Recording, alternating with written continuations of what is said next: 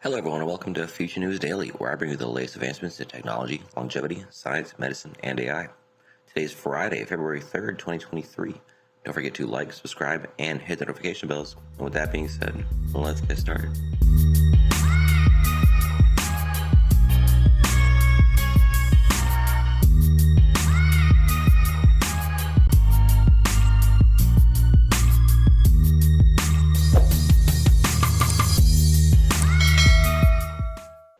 First up today, Snap may come up with AR glasses powered by generative AI technology.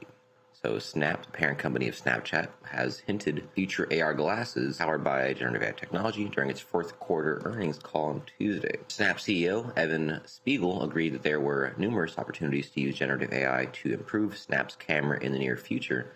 However, he stated that in the future, AI will be critical to the growth of augmented reality, including AR glasses. Moreover, Spiegel mentioned that the company was thinking about how to integrate AI tools into its existing Lens Studio technology for AR developers. Quote, "We saw a lot of success integrating Snap ML tools into Lens Studio, and it's really enabled creators to build some incredible things. We now have 3 million creators who build more than 3 million lenses in Lens Studio. So the democratization of these tools, I think, will be also very powerful."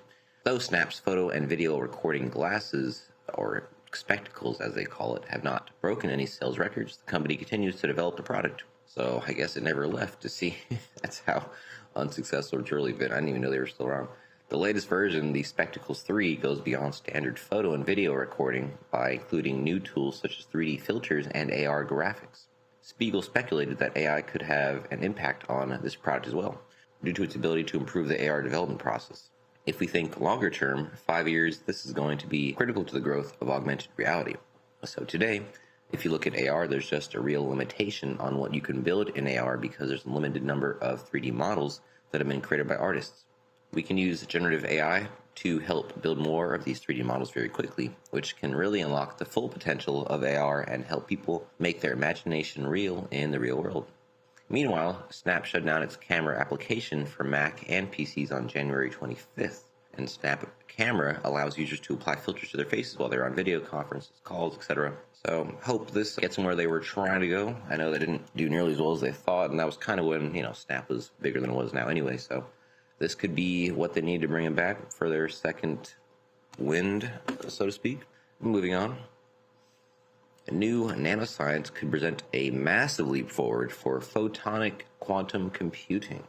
So in a major breakthrough, researchers at the University of Copenhagen and RUHR, I'm not sure how you pronounce that, Ruhr University, have figured out how to control 2 quantum light sources rather than 1. While a small step up from 1 to 2 might sound too anticlimactic to be termed a breakthrough, this new technology could potentially be developed to create a universal error-corrected quantum computer, often referred to as the holy grail of quantum computing. According to the University of Copenhagen, researchers around the world have been striving for years to develop stable quantum light sources to achieve something known as quantum mechanical entanglement. In the context of photonic quantum computing, entanglement refers to when 2 light sources can affect each other instantly, potentially even across large geographic distances or anywhere in the universe. Entanglement is a concept that is central to the development of an efficient quantum computer. When the 2 light sources are entangled, it means that if you control one of the light sources, the other is also affected almost immediately. This technology can then be expanded to create a whole network of entangled quantum light sources, which can be used to perform quantum bit operations just like you do with regular bits in a computer. Researchers were unable to make 2 entangled light sources owing to their extreme sensitivity to noise. Quote, "The problem is very much charge noise of carriers in the vicinity of the quantum emitter that gives spectral jitter. We overcome this by using ultra-clean materials and by applying a low noise bias voltage across the quantum dot emitter," said by Peter Lodal, co-author of the research paper published in the journal Science. So to achieve this feat, researchers used a nanochip as large as the diameter of a human hair. Wow. So very, very small. Over the past 5 years, the team developed this nanochip, eventually improving its performance. So according to the researchers, the technology can be adapted to use 20 to 30 entangled quantum light sources that can potentially be used to build a universal error-corrected quantum computer. So this is an effort that technology companies are pouring billions of dollars into. So they might be getting pretty big companies knocking on the doors pretty soon. The primary distinction between a classical computer and a quantum computer is their differing rule sets, according to the eResearch and Innovation magazine. Unlike classical computers, quantum computers don't use zeros and ones or bits. Instead, they work with qubits, which can be zeros or ones simultaneously. This is called superposition, which will theoretically allow quantum computers to do things that are beyond classical computers. Quote, I think quantum computers would primarily be used for solving hard quantum problems. For example, in the context of understanding complex chemical reactions, like in a drug discovery pipeline for engineering new materials, quantum computers are not they're not yet mature. Around the world, different qubit platforms are being researched, each having their pros and cons. Photonics is an increasingly serious contender, mainly because it seems easier to scale up to large processors compared to some of the competing approaches. Our work is a key stepping stone to use deterministic single photon sources for photonic computing. According to the researchers, it's too expensive for a university to build a setup where it can control 10, 15, or more light sources. So now it's up to other actors like private companies and laboratories to take this research further and find applications for the technology. So it is time to pass the baton to someone who can really take this research further. Very interesting. I'm sure we'll see some pretty big advancements in quantum computing due to this technology in the coming years, so stay tuned for that. And next up, this one's kind of strange. So human neurons implanted into a rat's brain respond to flashing lights. So I don't know what the implications this could have. I don't know. I mean, you're talking about essentially merging two different species of brains. I don't know what the implications of this are. Lab-grown neurons. Okay, so it's not like you're just scraping off some from some other person. Okay, so that's a little different.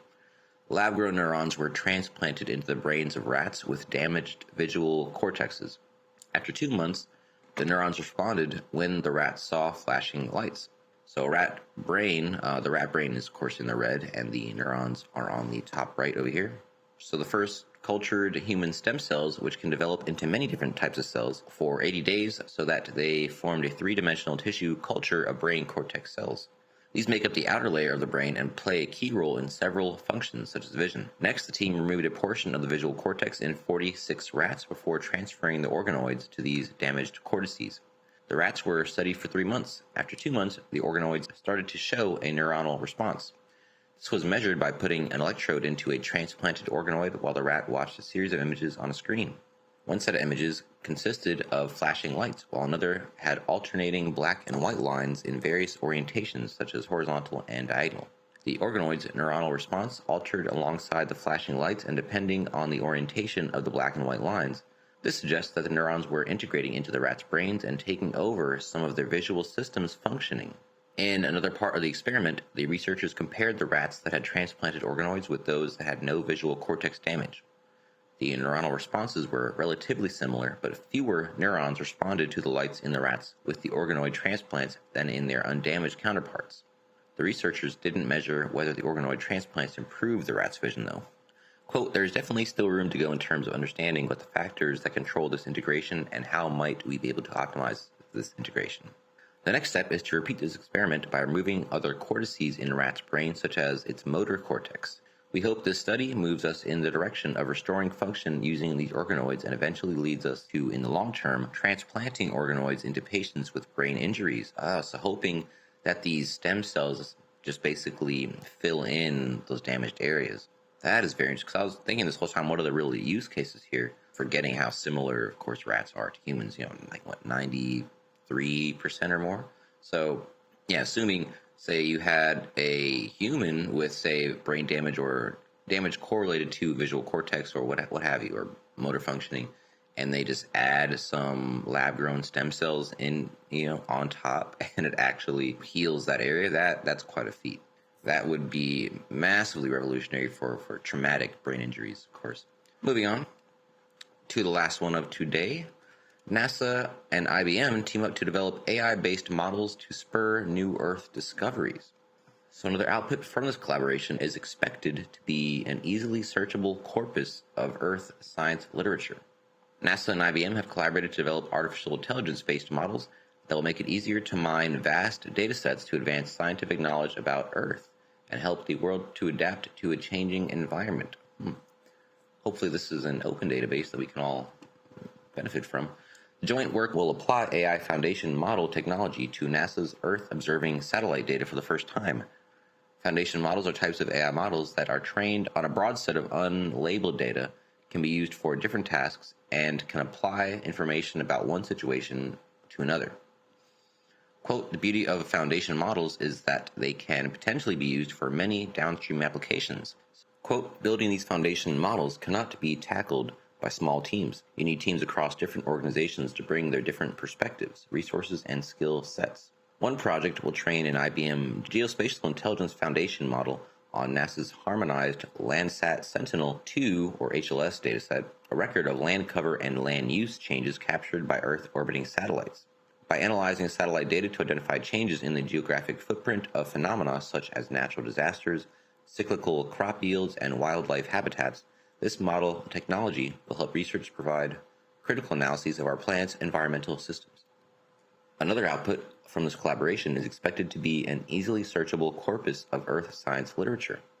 IBM has developed a natural language processing model trained on nearly 300,000 Earth science journal articles to organize the literature and make it easier to discover new knowledge, the company said. Beyond providing a resource to researchers, the new language model for Earth science could be infused into NASA's scientific data management and stewardship process. So this doesn't sound like any kind of open database, unfortunately, but it sounds like this is going to be a huge help in just compiling aggregate data into useful information. I think we're going to be hard pressed to find sectors where AI does not have potential to reduce inefficiencies and lower costs.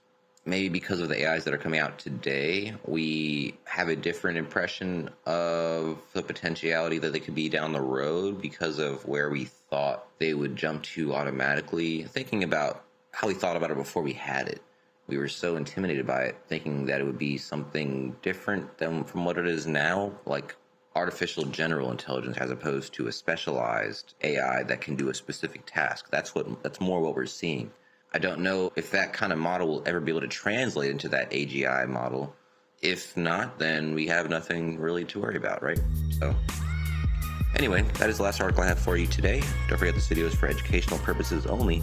I will never recommend any investments, solicit your time or money, attempt to contact you on any other platform, or own any rights to the information within this content. With that being said, thanks for tuning in, and I'll see you in the next one.